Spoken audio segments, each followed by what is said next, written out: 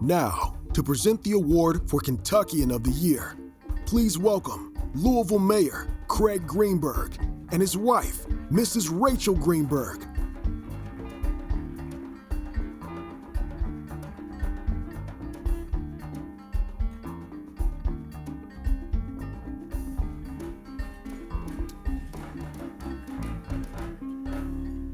Good evening, everyone. It's wonderful to be with all of you. To all of our honorees, congratulations. And to everyone who's coming to Louisville, welcome to Louisville. We love having you in our city. Lonnie, thank you so much for everything that you do for the center, for our city, and serving as a continued inspiration for Rachel, for me, and so many others. And how about our new CEO of the Muhammad Ali Center, Dawne Holt? Dawne and his team have such amazing new plans for the future of this center, and we are so excited about them. And we are also so excited to be known around the world as the city of Ali. His legacy continues to inspire all of us in this room and so many others around the world. It's an honor to see how much Muhammad Ali lives on in the work of so many people around the world, including right here in Louisville, and our first honoree tonight. Perfect. I like paper sometimes too. Okay. It is an honor for us to present the Kentuckian of the Year to a dear friend, Dawne Gee. She is an all-time great Louisvillian, and she's been a trusted news source for over 30 years in Louisville. And like Muhammad, she shines when she's in the spotlight. But hosting news and being on Wave 3 is just a small part of what Dawne does for our community. It's what she does outside the TV studio that makes her so special. She's a reminder of the difference that one person can make in this world. The list of charitable organizations Dawne has supported go on and on and on. And what's amazing when you have Dawne Gee, you also have an amazing family beside her, just like tonight with her two parents. Dawne seems to be everywhere, all of the time in Louisville. And yet, right here in her hometown and often in her South Louisville backyard, for the people who matter the most to her, as Rachel just said, for her many, many friends, her family, her colleague, Dawne has done all of this while raising two sons and a daughter, and making them and her mom and dad, who we've grown to love as well, so proud. Dawne's parents are here with us here tonight, and it's wonderful to have you all here. This is one of just the many proud moments that they've been able to share with their daughter, Dawne. Like the time she won the Lyman T. Johnson Distinguished Leader Award, the Keeper of the Dream Award, or over 24 Leo Reader's Choice Award. But this one we know is really special because this one is the Ali Humanitarian Award. And he and Dawne share something special, share something else as well. Ali gave the world that iconic moment in 1996 when he lit the Olympic flame in Atlanta. And Dawne had the honor of carrying the Olympic torch for the Salt Lake City Games in 2002. And when it comes to service to the community, Dawne has picked up that torch from Muhammad Ali and is using it as he did it to light the way for others. Of course, there is only one Muhammad Ali, but there is also only one Dawne Gee. And we are lucky in Louisville to be home to both of them. And we are so proud to give you this award tonight. Ladies and gentlemen, the winner of the Muhammad Ali Humanitarian Award. Humanitarian Award for Kentuckian of the Year, Dawne Gee.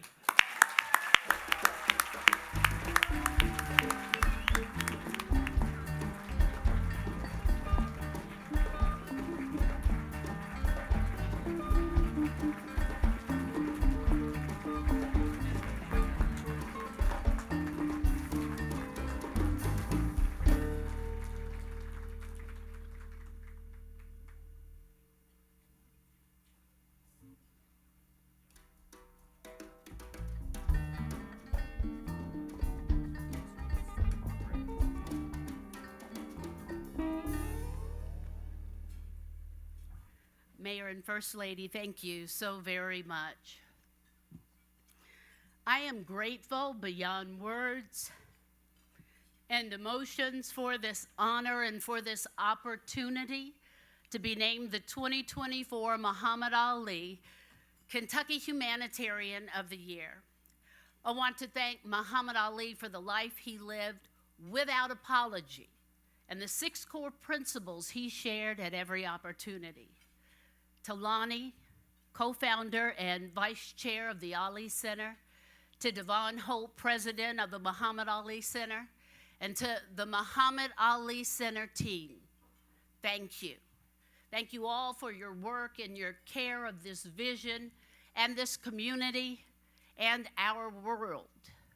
I told Lonnie, I pray that I am worthy of this honor. It's so funny, tonight they told me, you have 5 minutes to share a message. 5 minutes. Now that's exactly what my mama tells me when I come to her with something heavy on my heart or my mind, or when I'm troubled with something and my heart is conflicted and I start crying and don't know where I'm going. My mother turns to me, and she's here. She looks at me and she says, I'm gonna give you 5 minutes to do whatever you doing. I'm gonna give you 5 minutes, and then you better figure out the answer. I knew it was divine when they told me tonight, you got 5 minutes. What a blessing. I can remember calling my mom and just crying when I was hosting an event in LaGrange when culinary students were cooking and selling food. Art students had made these beautiful bowls to sell and to make money, all for a program that would feed the hungry. The community was invited. Some of the guests were food insecure, which I thought was odd because we were in LaGrange, right? Who's food insecure in LaGrange? So don't get it twisted. I learned problems exist everywhere. Food insecurity is everywhere. One child had told a teacher, I can stop my stomach from hurting.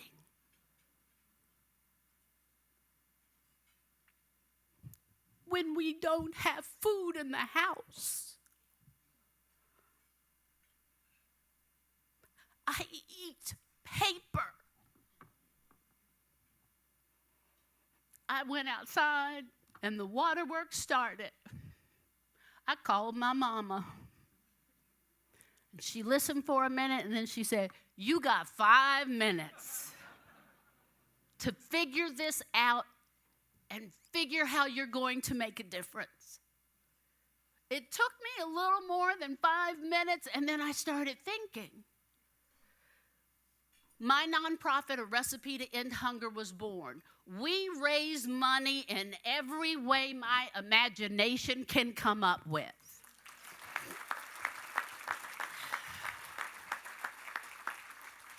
Our first cookbook was a bestseller on Amazon. It's still available.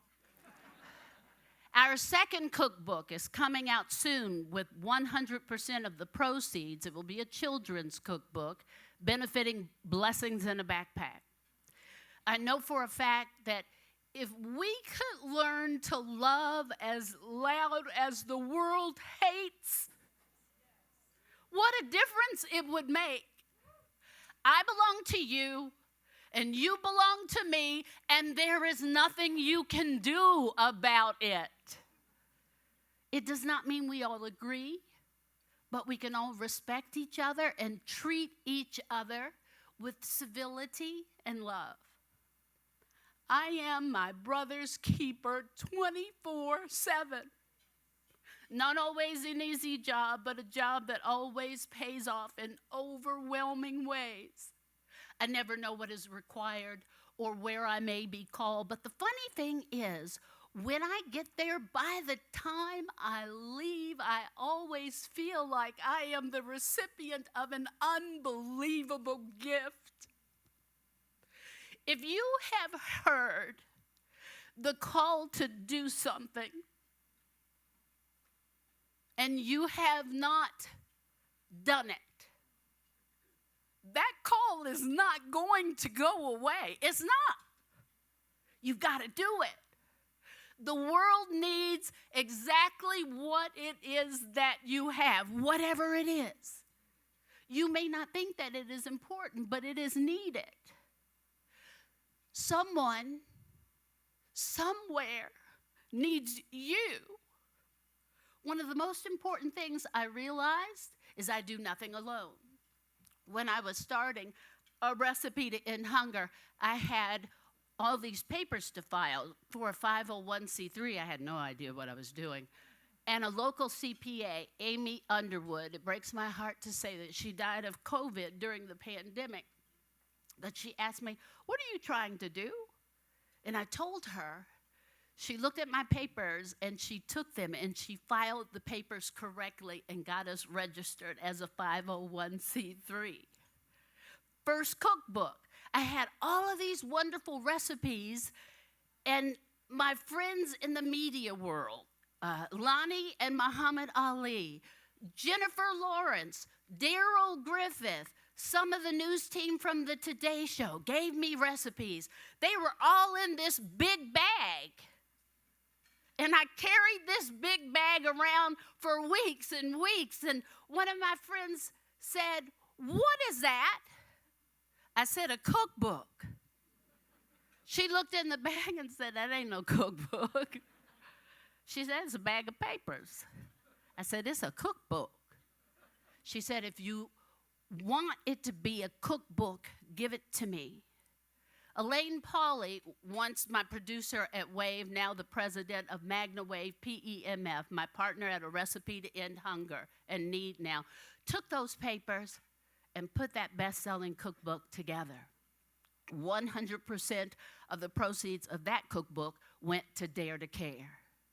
There is a saying, anyone who thinks that they are too small to make a difference has never fell asleep in a room with a mosquito. All of us, regardless of who we are or what we do, are so important. Okay, I'm going to leave you with the story of a man who got to go to heaven. And when he got there, he got to get a tour of heaven and hell. So St. Peter asked, "Which do you want to see first?" And he thought, and he said, "Hell." So he made his way to hell, and as he went, he could smell a feast, all his favorite foods. And when he walked into hell, he could see emaciated people with long sticks tied to their arms and all of this food, and they were fighting for the food, and they were knocking it onto the floor because they couldn't bend their arms to feed themselves, and it was horrifying. He left. He said, "I want to see heaven." But he started making his way to heaven. It smelled just like hell, and he went, "Oh, wait a minute. This smells familiar." He walks in, same table, same look, same people. They had long sticks tied to their arms, and they couldn't bend their arms to feed themselves. So what makes the difference between heaven and hell? They feed each other. Just look in this room. Look at the person sitting next to you. Earth is just crammed with heaven. Earth is crammed with ways for us to love out loud. You've got 5 minutes. You've got 5 minutes. What are you going to do? God bless you.